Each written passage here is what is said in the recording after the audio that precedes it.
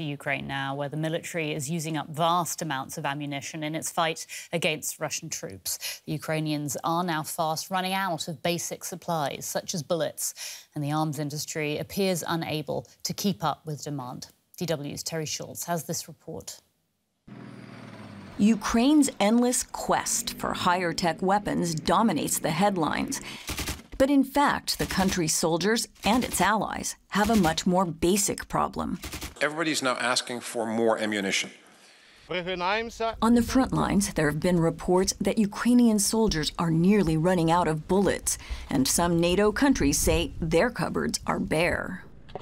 The fact is, no one expected to see a shooting war in Europe ever again, with thousands and thousands of rounds of bullets, shells, and missiles used every day by both sides.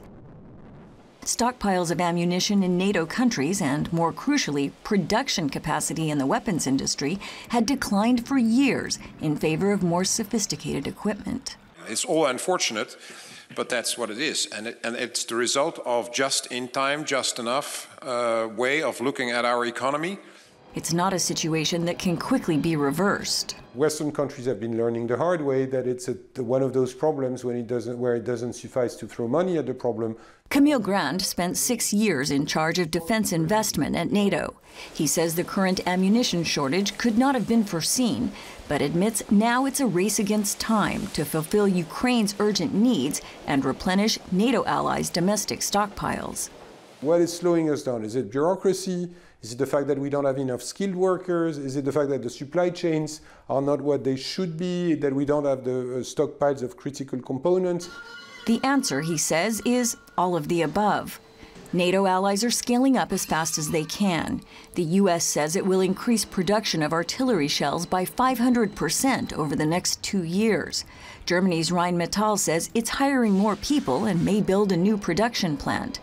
Camille Grand says at the same time, countries should be looking at how to tap into other sources of ammunition components. Germany has a large ammunition Mittelstand with a lot of small companies producing hunting ammunition, sports ammunition.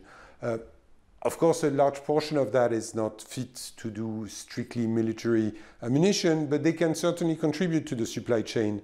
Earlier in the conflict, it was believed Russia's stockpiles were vast. But now the Pentagon estimates Moscow's supply of modern ammunition will run out within months. We can cross straight to DW correspondent Nick Connolly, who's in the Ukrainian capital, Kyiv. Nick, you've reported from the front lines of this war. Tell us, just how critical is this shortage?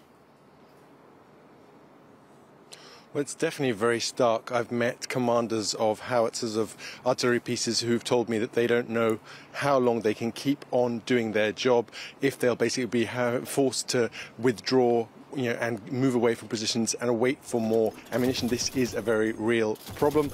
I think no one in Europe certainly even calculated this kind of war was still possible, that this kind of Cold War scenario, fighting over hundreds and thousands of miles of front lines, was even ever going to happen. So right now you're seeing Ukraine and its allies scrambling around the world, looking as far afield as Pakistan and South Korea for artillery munitions.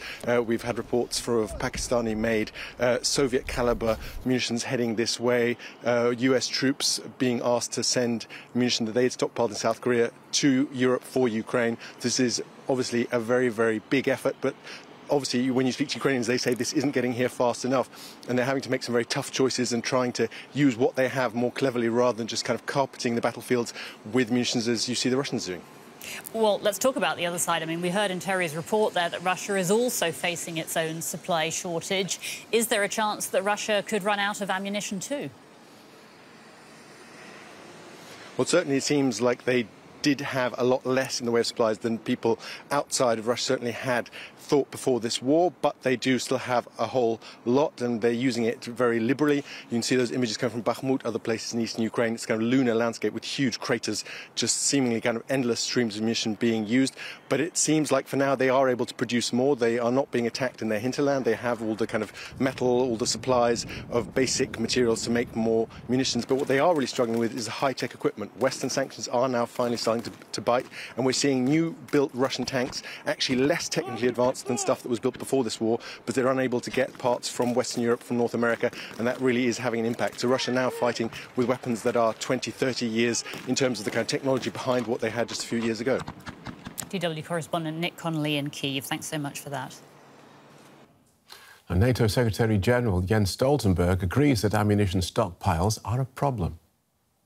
The war in Ukraine is consuming an enormous amount of ammunition and depleting Allied stockpiles. The current rate of Ukraine's ammunition expenditure is many times higher than our current rate of production. This puts our defense industries under strain. So we need to ramp up production.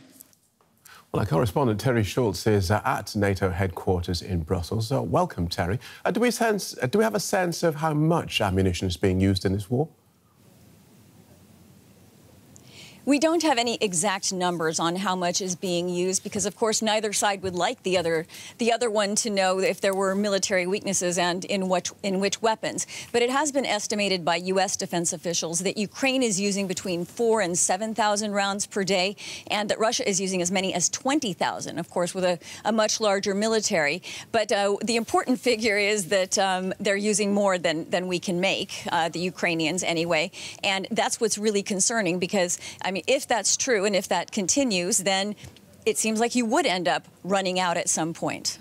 And how does that prospect of ammunition shortages, how is that affecting the way this war is being fought or planned by Ukraine and its allies?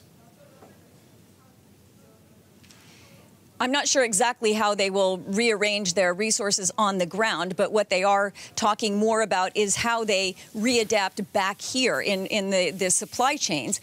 And that's what really, as I mentioned in my piece, is something that has gotten a lot of scrutiny. Of course, when no one expects to have to use this many bullets, the industry scales back. It doesn't have contracts. It doesn't train workers. It doesn't, stockpile the raw materials even. And that's where they were when the Ukraine war started. But I just talked to a weapons industry executive coming into this meeting today, and he said that whatever NATO says about scaling up, it has not signed contracts. NATO allied governments have not signed contracts with the weapons industry. So I think he felt like they're being blamed for a lot of the shortfalls when, in fact, they haven't gotten orders to scale up yet. And, of course, this must lead to fears that these weapons shortages, ammunition shortages, could hand a critical advantage to Russia.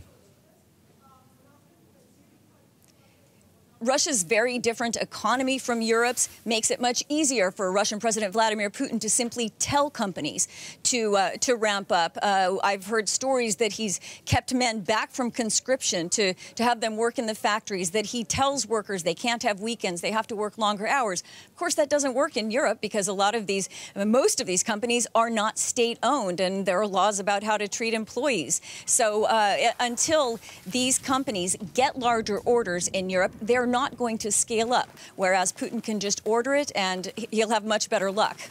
Thank you for that. Terry Schultz at NATO headquarters in Brussels.